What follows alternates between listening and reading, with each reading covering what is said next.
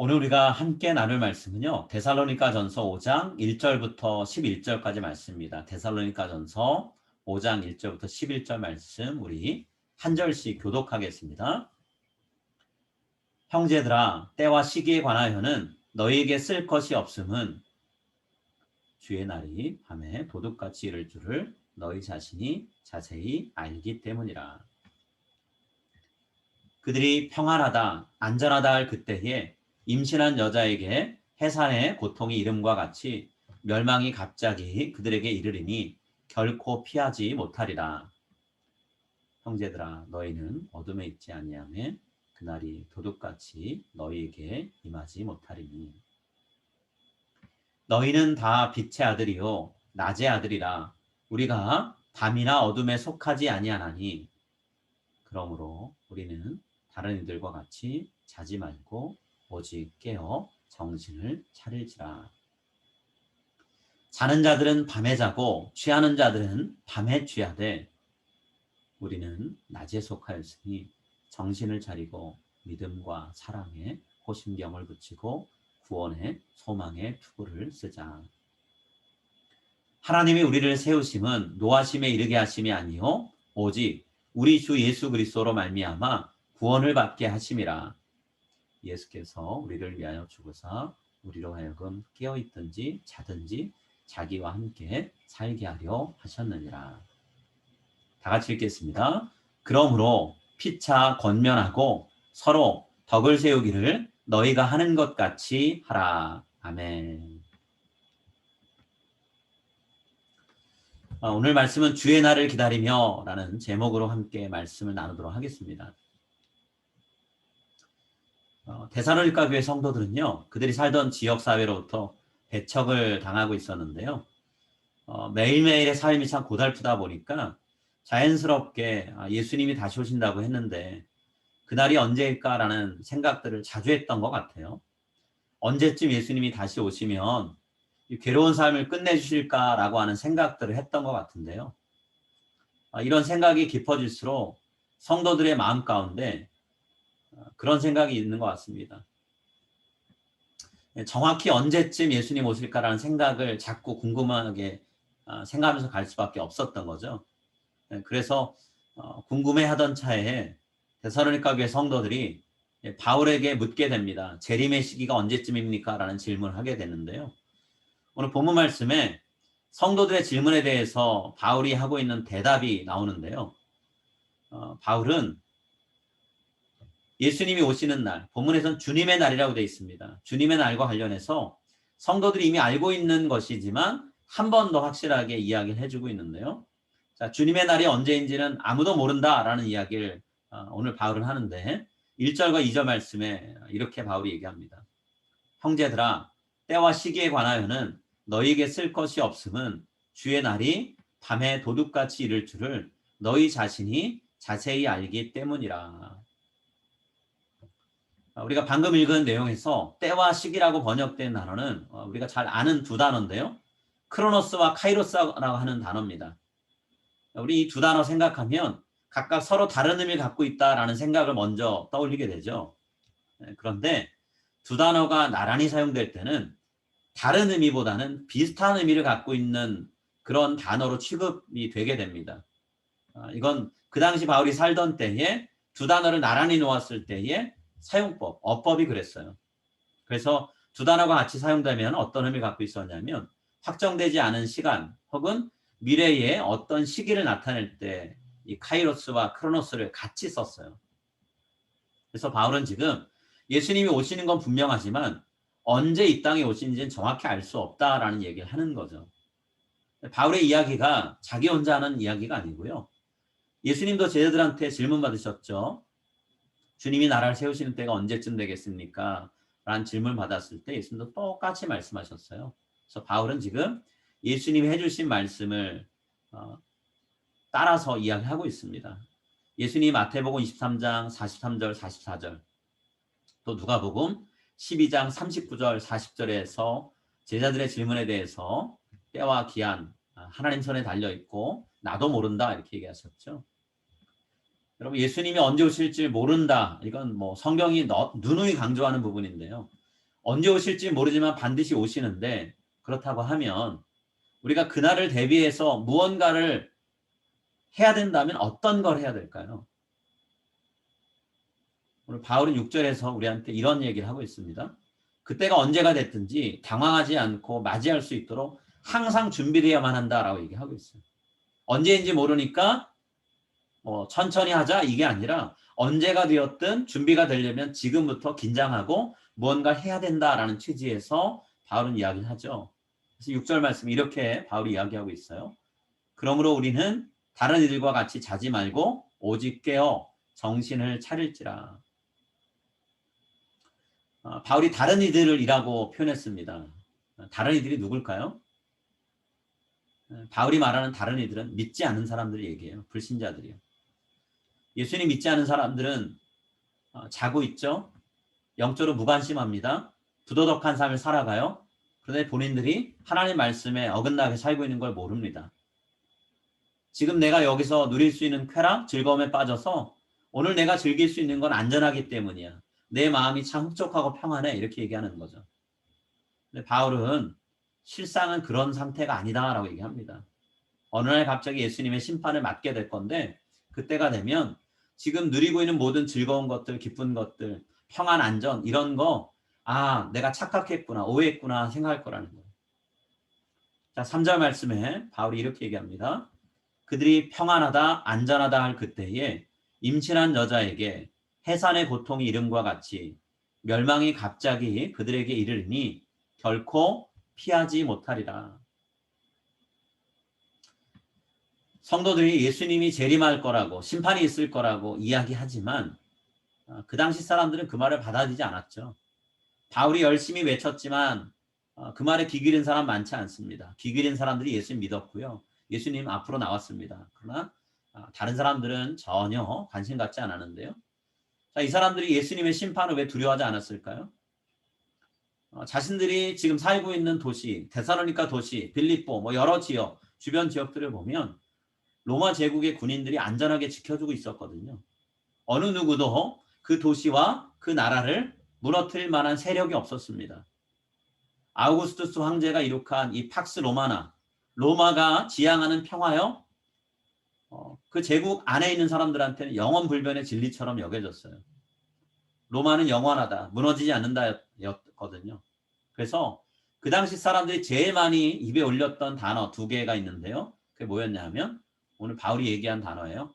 평안과 안전이란 2 단어를 자주 언급했습니다. 우린 평안하다, 우린 안전하다.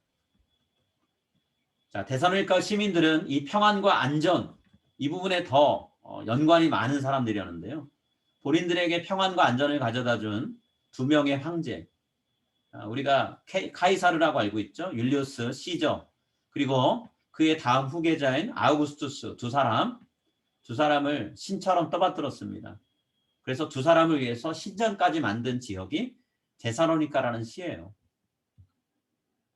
자, 이 정도로 이 사람들은 평화와 안전을 확실하게 믿었습니다. 그런데 바울이 오늘 본문에서 뭐라고 얘기하냐면 이런 사람들한테 갑작스럽게 멸망이 찾아올 거라고 얘기하고 있어요. 그리고 로마 제국 안에 있는 어느 누구도 피할 수 없는 완전한 멸망이 있을 것이다 라고 얘기를 하고 있는 거죠. 마치 임신한 여성들에게 아이를 낳기 전에 찾아오는 진통이 어느 정도 예고가 있지만 그러나 갑작스럽게 확산돼서 통증이 몰려올 때가 있죠. 그러면서 극심한 고통과 두려움이 찾아오잖아요.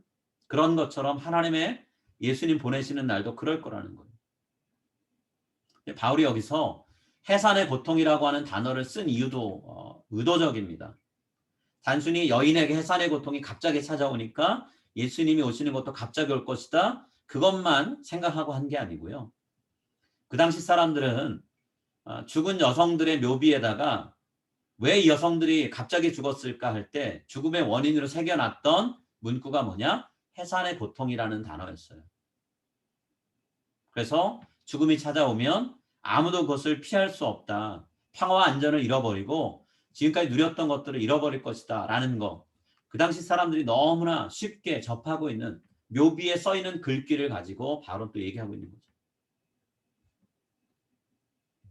안심하고 있다가 욕심 부리고 있다가 눈앞에 보이는 것에 마음을 빼앗기고 있다가 예수님 오시면 갑작스럽게 멸망할 거라는 거예요.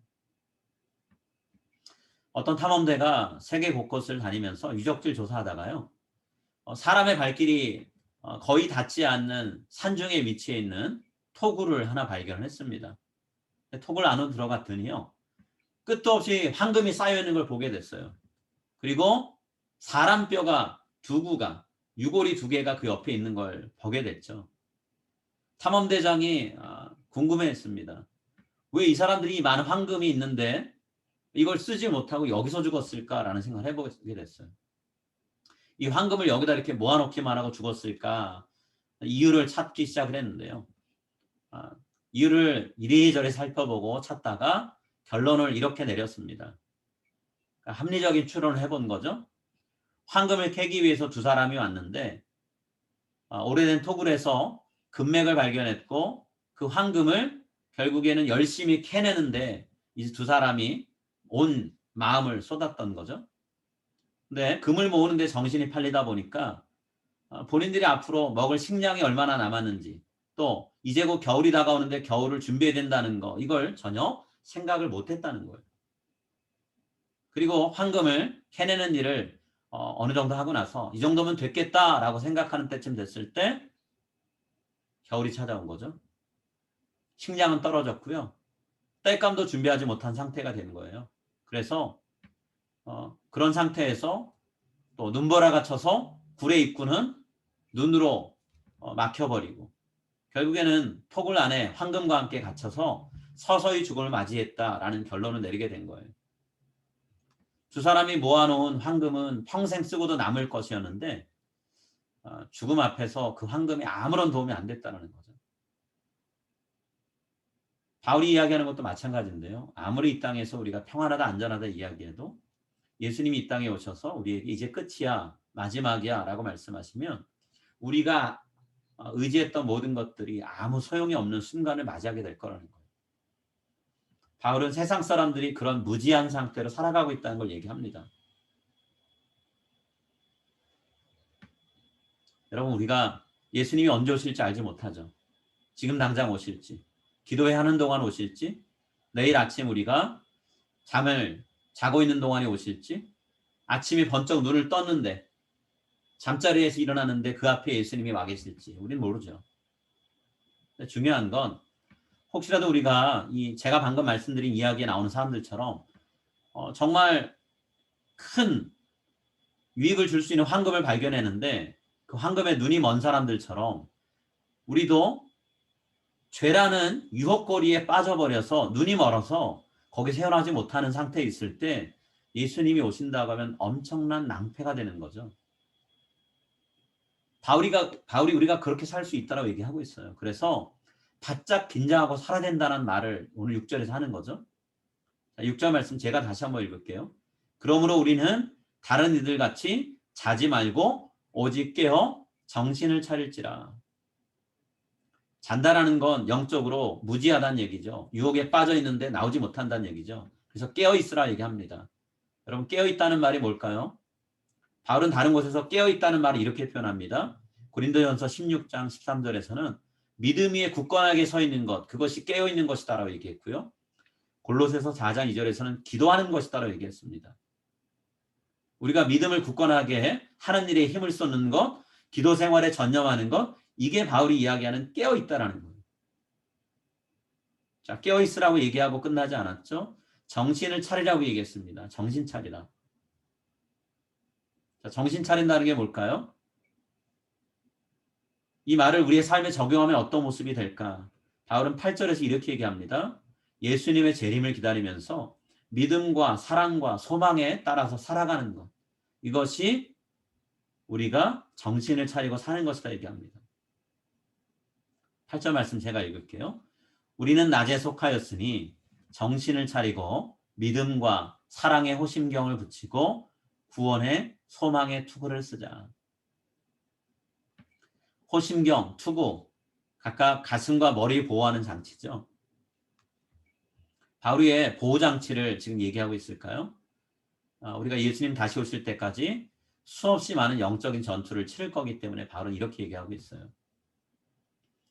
우리 영적인 전투를 절대로 질 수 없습니다. 지면 안 돼요. 반드시 이겨야 돼요. 그러려고 하면 공격도 잘해야 되겠지만 우리가 찔리거나 베이지 않도록 잘 보호해야 되죠. 무엇으로 우리가 이 영적인 싸움에서 우리를 보호할 수 있을까요? 바울은 세 가지 얘기합니다. 믿음과 소망과 사랑이 우리를 보호해주는 보호장치라 얘기하고 있어요. 달리 표현하자면 하나님을 신뢰하고 사는 것, 하나님과 성도와 다른 이웃들을 사랑하며 사는 것, 이것이 우리를 보호해준다 얘기합니다. 또 예수님이 이 땅에 다시 오셔서 우리를 하나님의 나라로 인도해 줄 것이라고 하는 구원의 소망, 부활의 소망을 품고 살아가는 것이 우리를 무너지지 않고 지켜준다라 얘기하고 있어요.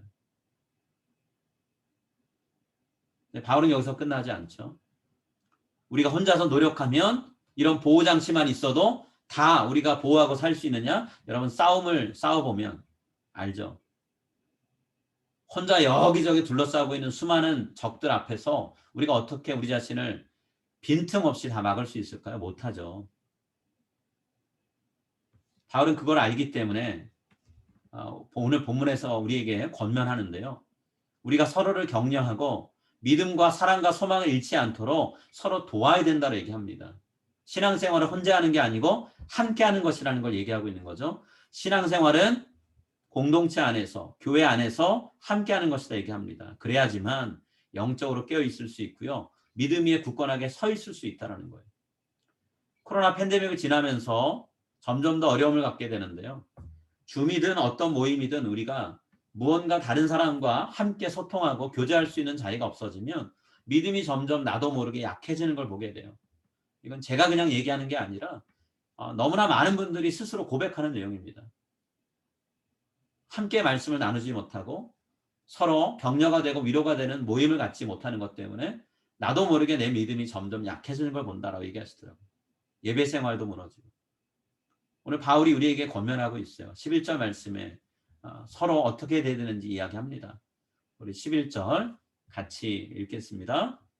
그러므로 피차 권면하고 서로 덕을 세우기를 너희가 하는 것 같이 하라. 데살로니가 성도들이 지금까지 서로를 격려해주고 위로해주는 일에 열심을 다해서 잘 왔어요. 바울은 지금뿐만 아니라 앞으로도 계속 그렇게 하라고 얘기합니다. 성도들이 핍박당하고 있어요. 죽음을 맞이하는 현실 앞에 있습니다. 그런데 가장 절실하게 필요한 게 어떤 거겠어요? 같이 동고동락하는 성도들의 위로와 격려가 제일 많이 필요하죠. 그렇기 때문에 바울은 피차 권면하라라고 말하고 있어요. 혼자선 절대로 이 어려운 시간들을 견뎌낼 수 없다는 거죠. 건물을 세울 때 벽돌 한 장 한 장을 서로 이어서 하나의 건물을 짓듯이 오늘 바울은 성도들이 서로가 서로 연결되는 관계로서 세워져 가야 된다. 서로를 세워주라 얘기합니다. 우리가 읽은 한글 성경에는 덕이란 말이 있지만 헬라어 원문에는 덕이란 말은 없어요. 옛날 어른들이 교회에 유익한, 누군가에게 유익한 일을 할 때 덕을 세운다라고 표현하셨기 때문에 그 어법을 그대로 가져오다 보니까 덕을 세운다고 했지만 원문에서 말하려고 하는 거는 성도들이 서로를 굳건하게 세워주라라는 말인 거죠. 서로의 신앙이 무너지지 않도록, 서로의 삶이 부서지지 않도록 함께 버팀목이 되어주라라는 얘기를 하고 있는 거예요. 자, 이렇게 개인적으로 깨어있으려고 노력할 뿐만 아니라 서로를 돌봐줘야 하나님께서 우리에게 원하시는 것들이 일어난다라고 바울은 얘기하는데요. 두 가지를 우리가 경험할 거라고 바울은 약속을 하고 있어요. 두 가지 귀한 일들을 우리가 경험하게 될 거라고 얘기하는데요. 제일 먼저 우리가 경험할 것은 예수님이 언제 오실지는 알 수 없지만 그날이 우리에게 너무 갑작스럽거나 두렵게 여겨지지 않을 거라는 거예요. 예수님의 재림이 두려운 순간이 되지 않을 거라는 거죠. 오히려 기다려지는 시간이 될 거라는 거예요. 자, 4절과 5절에 바울은 성도들에게 이렇게 얘기하고 있어요. 형제들아 너희는 어둠에 있지 아니하며 그날이 도둑같이 너희에게 임하지 못하리니 너희는 다 빛의 아들이요 낮의 아들이라 우리가 밤이나 어둠에 속하지 아니하나니. 우리는 예수님을 믿고 믿음과 소망과 사랑 가운데 살기 때문에 예수님이 우리에게 오시는 날이 언제이든 그날은 밝은 빛이 비치는 그런 낮과 같을 거라는 거죠. 물리적으로는 밤일 수 있지만 예수님을 우리가 맞이하는 것은 환한 낮에 맞이하는 것과 똑같을 거라는 거예요. 예수님 재림이 두렵지 않다? 준비가 돼 있기 때문이라는 거죠. 바울은 이 첫 번째 약속을 하고 있고요. 두 번째는요. 단순히 그날이 두렵지만 않은 게 아니라 하나님이 우리를 위해 예비해 두신, 우리에게 약속하신 구원을 선물로 받게 되는 날이 될 거라는 거예요. 9절 말씀에 바울이 이렇게 얘기합니다. 하나님이 우리를 세우심은 노하심에 이르게 하심이 아니요 오직 우리 주 예수 그리스도로 말미암아 구원을 받게 하려 하심이라. 예수님이 오시는 날은 두 가지 단어로 우리가 요약해서 말할 수 있죠. 심판과 구원입니다. 그런데 오늘 성경은 뭐라고 얘기하냐면 예수 그리스도를 믿고 예수님 오실 때를 준비하고 있는 사람, 정신 차리고 깨어있는 사람들에게는 심판이란 단어는 없고 구원이란 단어만 있다 얘기하고 있어요. 구원받는다는 게 뭘까요? 이 땅의 수고를 다 마친다는 얘기겠죠. 구원을 받는다는 게 뭘까요? 우리를 사랑해서 십자가에 달려 돌아가신 예수님과 영원히 함께 사는 거죠. 예수님의 부활을 우리도 몸으로 경험하는 거죠.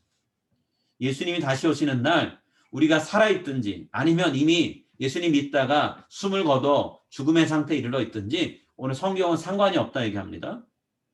하나님께서 우리에게 우리가 잠들었다 죽어 있다면 새로운 몸을 허락하실 것이고요. 새로운 생명을 주실 것이기 때문에 우리가 살아있느냐 죽었느냐 본문에는 깨어있느냐 자느냐 이건 상관이 없다 얘기하고 있어요.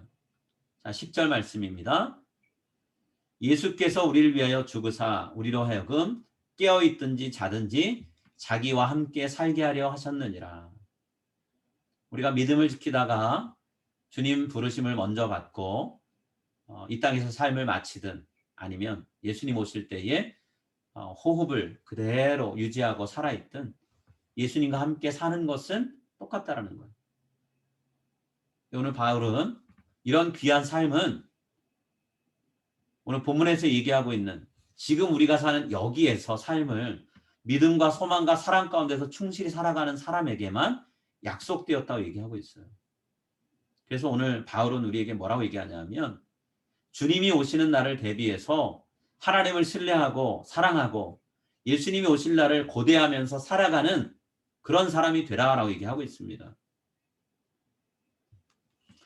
여러분 사람들이 세상살이 하면서 중요하게 생각하는 금이 세 가지가 있죠. 황금이 있고요.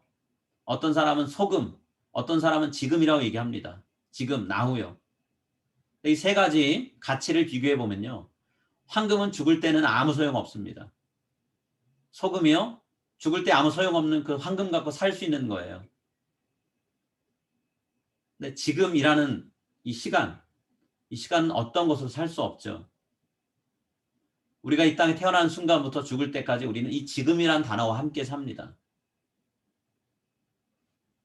지금이라고 하는 시간들이 쌓여서 우리 뒤로 가버리면 그게 과거가 되고요. 우리가 지금 누리고 있으면 그것이 현재입니다. 앞으로 맞이할 지금을 우리는 미래라고 부르죠. 결국에 우리의 인생이라는 건요. 지금이라고 하는 순간들이 모여서 이루어진 거거든요. 그래서 바울은 오늘 본문을 통해서 지금 내가 살아가는 이 순간, 이 모습이 예수님을 맞이할 만한 준비가 된 모습인가를 물으라고 얘기하고 있는 거예요. 오늘 우리가 이 말씀을 같이 나눴는데요. 예수님이 다시 오시기 전까지 우리에게 주어진 이 지금이라는 순간을 하나님이 기뻐하실 만한 삶이 무엇일까? 내가 죄에 무너지지 않고 영적으로 무감각해지지 않고 믿음에 굳건하게 서서 기도하는 삶으로 나가기 위해서 무엇을 할 수 있을까? 무엇을 하나님께 간구하며 도움을 청해야 될까? 우리가 하나님 앞에 엎드려서 기도하고 하나님의 도우심을 구하면서 깨어 정신 차리는 그런 삶을 사는 우리 모두가 다 될 수 있기를 이 시간 간절히 소망하고 기도합니다. 우리 함께 기도하겠습니다.